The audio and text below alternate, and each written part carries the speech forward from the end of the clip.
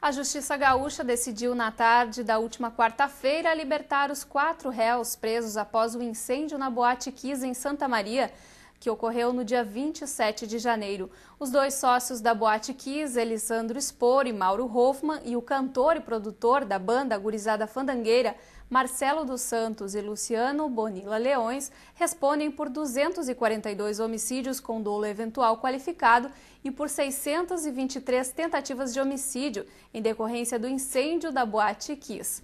A liberdade deles gerou polêmica em todo o estado e revolta dos familiares das vítimas. E para esclarecer como funcionam esses procedimentos da Justiça, nós recebemos o professor da Fevale e promotor de Justiça, Paulo Vieira.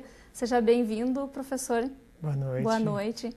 Então, para as pessoas entenderem essas questões jurídicas, como é que funciona nesse caso dos réus da Boate Kiss? É que quando nós estamos examinando uma situação de prisão cautelar, que é como nós chamamos esse tipo de prisão que ocorre antes de um julgamento, porque de fato eles não foram julgados ainda, eles haverão de ser julgados pelo Tribunal de Júri de Santa Maria. Quando nós estamos, portanto, tratando dessas prisões cautelares, também conhecidas como prisões provisórias, os critérios para manutenção de alguém em custódia, como nós chamamos essa prisão, repito, cautelar, são diferentes da culpabilidade deles, da responsabilidade deles pelos fatos. Então, basicamente, o que se examina ao definir a manutenção ou não da prisão de alguém? Em primeiro lugar, se ainda há um clamor público, ou seja, uma revolta social que justifique ainda a manutenção da prisão. E o Tribunal de Justiça entendeu que isso já não existia mais com o passar do tempo, já faz 4 meses da tragédia. O segundo ponto seria a manutenção deles presos se eles de alguma maneira tivessem obstruindo ou pudessem colocar em risco a coleta da prova. Produção de perícias, oitiva de testemunhas, que me parece que pela condição deles de terem bons antecedentes e serem primários não estariam presentes. E a terceira razão para mantê-los presos seria um risco de que eles viessem a fugir, algo palpável, concreto, que também no momento não há. Então, quando não estão presentes esses pressupostos para a manutenção da prisão preventiva, é de rigor, até pelo princípio da presunção de inocência, que os acusados sejam colocados em liberdade, porque apesar da gravidade do acontecido, apesar da sua seriedade e do sofrimento dos familiares, a justiça precisa e necessita ser técnica nessa situação. Nesse caso, a justiça não teria como mantê-los presos. O Tribunal de Justiça poderia compreender naquela situação que ainda estariam presente o clamor público, essa situação que impactou a sociedade, e por este motivo mantê-los recolhidos. Mas não é o que normalmente nós observamos nas decisões do nosso Tribunal de Justiça. O nosso Tribunal de Justiça apenas tem mantido alguém preso quando de fato há risco à coleta da produção da prova, ou então uma possibilidade bem efetiva de que venha a fugir. O senhor falou que não tem muita possibilidade deles fugirem, né? Mas é porque... Essa decisão não pode ser baseada numa intuição, numa inferência. Ela necessita de fatos concretos.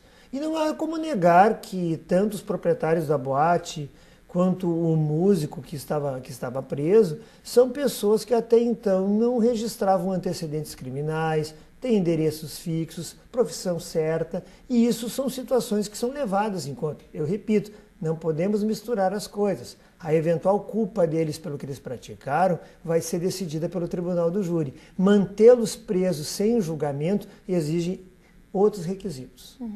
Como o senhor está vendo essa repercussão do caso também, essas manifestações das famílias, né, que vêm ocorrendo também, pedindo por justiça? É perfeitamente natural que as pessoas que perderam seus entes queridos, jovens, numa situação dramática como aquela, estejam a exigir e a buscar uma resposta dura por parte do Estado.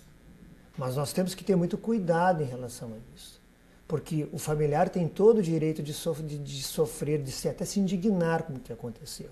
Mas nós, da área do direito, promotores, juízes, defensores, temos que tentar examinar essa situação com o máximo de imparcialidade possível. Há de se ter muito cuidado, porque muitas vezes esse tipo de situação que nos impacta pode determinar uma decisão uma decisão muito dura, além da medida. Então, repito, é preciso muita prudência no exame dessa questão. A princípio, a justiça não está aí para tentar reparar o que é irreparável. O sofrimento desses familiares, nada, nenhuma medida, nenhuma decisão vai afastar esse sofrimento que é justo, que eles estão passando nesse momento. Agora, o julgamento há de não, penso eu, por uma questão de justiça, não pode resvalar para um emocionalismo. Uhum. E eles estão respondendo por homicídio doloso qualificado e tentativa de homicídio. Houve um reconhecimento por parte do Ministério Público de Santa Maria de que eles tinham assumido o risco de matar. Até porque penso eu que ninguém não passou perto da cabeça de qualquer pessoa com mínimo de racionalidade de afirmar que aquele músico ou os donos da boate quisessem matar os frequentadores da Boate Kiss. Isso é fora de questão.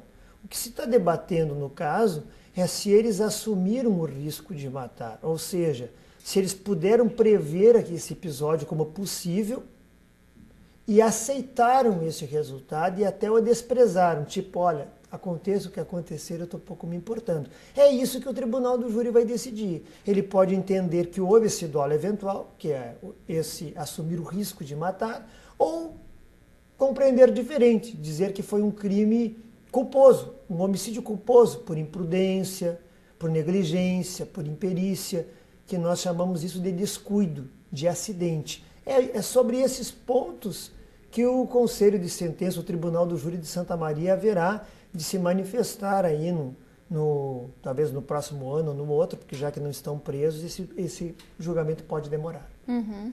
Tá certo, professor e promotor também de Justiça de Gramado. Muito obrigada pela sua presença aqui, pelas informações. Eu que agradeço. Obrigado a você.